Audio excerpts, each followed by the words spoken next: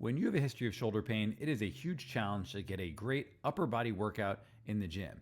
You may have pain with a variety of the big movements, such as bench press, or anything where we really have to be overhead, such as pull ups, overhead press, you name it. And to get overhead, we need to have full range of motion at our shoulders so that we can comfortably get into those positions without compensating.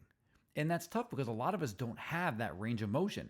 We lack a lot of the prerequisites that are needed to be able to get our arm into that position. Some of those prerequisites are the ability to expand posteriorly into your rib cage and the ability to expand anteriorly into our rib cage to accommodate to the different positions your shoulder blade may have to move into in order to allow your shoulder to get overhead. From there, we got to make sure that we can actually be strong when we're in those positions. Because if you really think about it, how often do we actually train ourselves to be strong in these end range positions that we may be trying to hold a lot of weight with or maybe pull our body up from, such as in a pull-up? The first prerequisite involves a rib cage. Your rib cage has to have the ability to expand and compress in 360 degrees so that it can adapt to the position that your shoulder blade is trying to move into.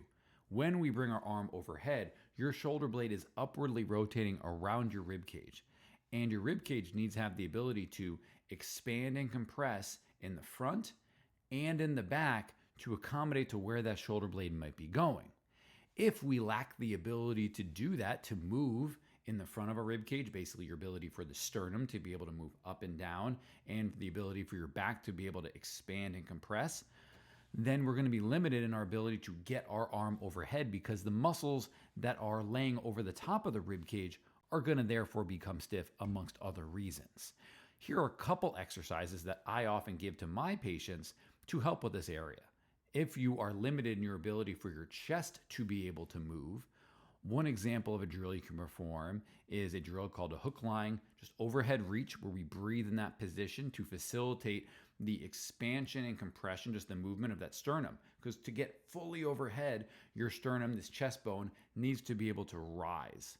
If it cannot, if it's stuck drop down, then you're going to struggle to get overhead. Also, to move through that full range of motion, we need the ability for your upper back to expand. So here's an example of a drill that facilitates expansion in that area. In both of these drills, we are breathing in those positions to force air into the areas that are limited, therefore facilitating this accordion-like expansion and compression effect.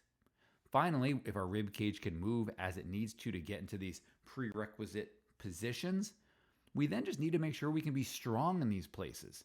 Let's think about it. How often do we actually train to be strong in end ranges of motion? So perhaps we need to implement some drills that build strength in some of these positions outside of just the exercise you're about to perform, because we want to be prepared to be able to lift these big things overhead or maybe pull your own body weight up from that position. Finally, maybe we don't need to address all of these things. Perhaps in addition, or maybe in place of, or some combination of both, we need to be able to make some modifications when we're actually at the gym itself. One of the most common modifications I make, if we take an example of overhead pressing with, let's say, some dumbbells, is when we align our bench, rather than putting it fully at 90 degrees, forcing you to get fully overhead, why not recline it a little bit? At my gym, there's a setting that takes it from 90 degrees to 70 degrees, and therefore we can still get the same overhead pressing motion. We still get all the same benefits, whether you're looking for muscle building or strength building or what have you.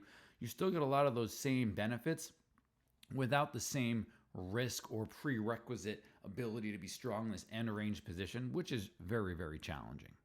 So that is one modification. Now, if we think about pull-ups, with pull-ups, a very common thing I see from people is that they almost are rowing themselves up to the bar, where as they're doing a pull-up, they almost tilt their chest backwards to almost allow themselves to angle their trunk a little more horizontal to the ground so they can almost row themselves up, as opposed to pulling from this fully vertical position, because that's very challenging and also can require some range of motion that perhaps we struggle to get into and we haven't built that strength with. You can still have productive workouts despite having shoulder pain. It may be something as simple as learning a couple drills that can address the issues that are limiting you from being able to enjoy the old exercises that you love to do. Maybe you need to learn how you can make more effective choices when you're at the gym and how you can make some modifications that reduce the risk of a certain drill while still maintaining the same reward that you're looking for. If that's something that you're interested, come contact us. We would love to be able to help you.